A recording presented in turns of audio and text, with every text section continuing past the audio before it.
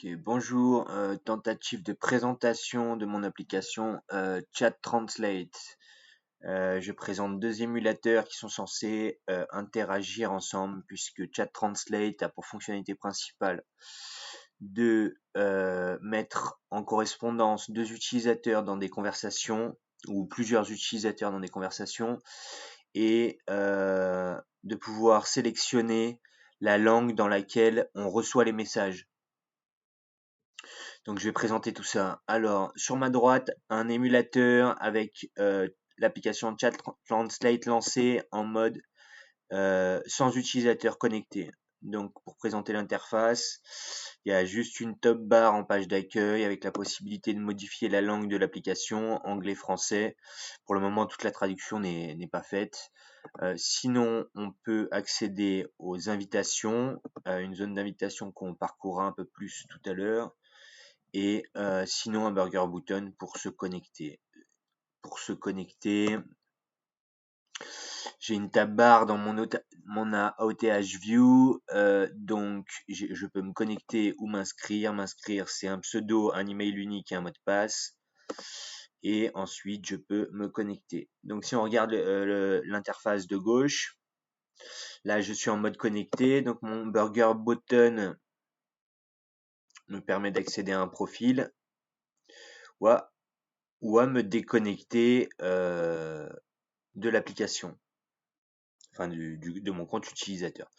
En bottom bar de la page d'accueil de Chat Translate quand on est un utilisateur connecté. On a un floating button pour créer un groupe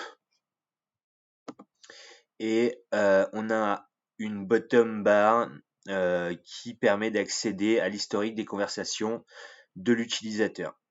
Donc si je crée un groupe, je dois sélectionner les invités, les personnes, les emails que je souhaite inviter. Donc là, j'invite test@test, je crée mon groupe, je donne à mon groupe un nom. Et là, je vais juste dire tu es un assistant drôle.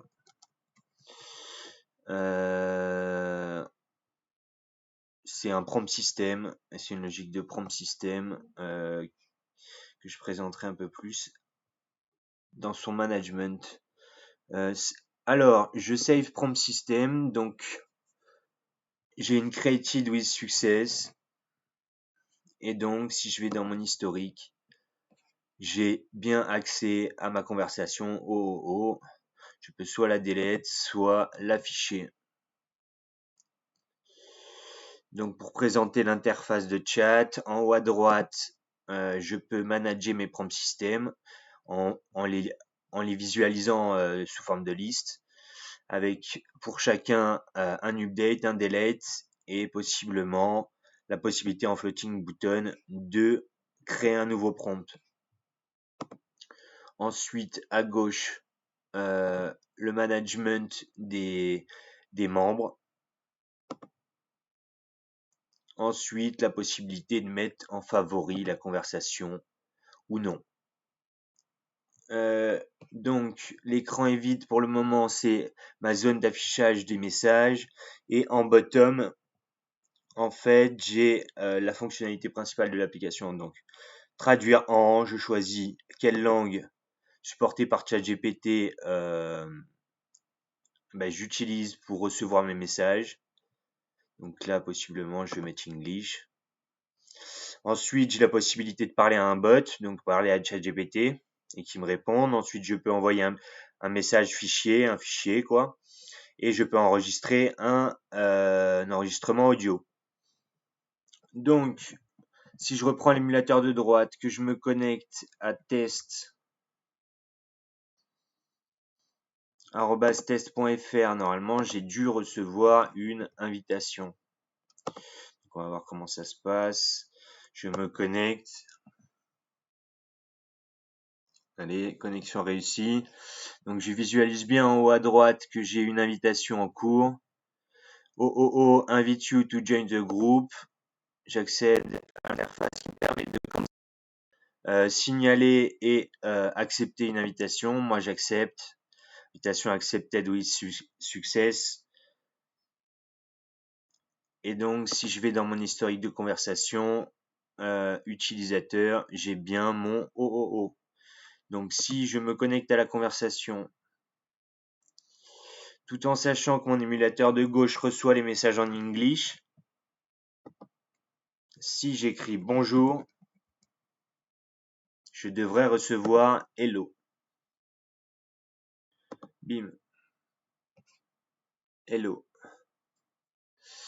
Donc voilà, en plus, dans mes messages reçus, ce que je peux faire, c'est que j'ai une zone de setting et je peux afficher des options pour retraduire à la volée dans toutes les langues de ChatGPT, pour créer un résumé à partir du message et créer une liste de tâches à partir du message. Donc assez pratique pour créer des to-do. Et sinon, on va tester l'envoi d'un fichier. Hop.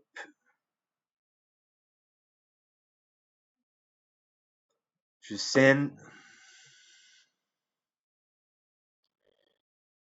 Je reçois mon fichier.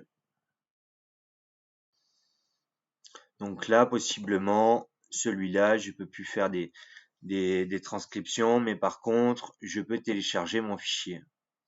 Donc on va tester la logique de parler à un bot. Je vais dire bot, hashtag bot, donne-moi la capitale. Alors, tu m'as écrit capitale.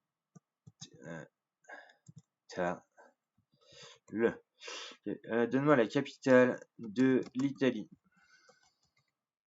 Donc admettons, j'envoie ça dans ma conversation. Bim. Hop. Give me mon bot.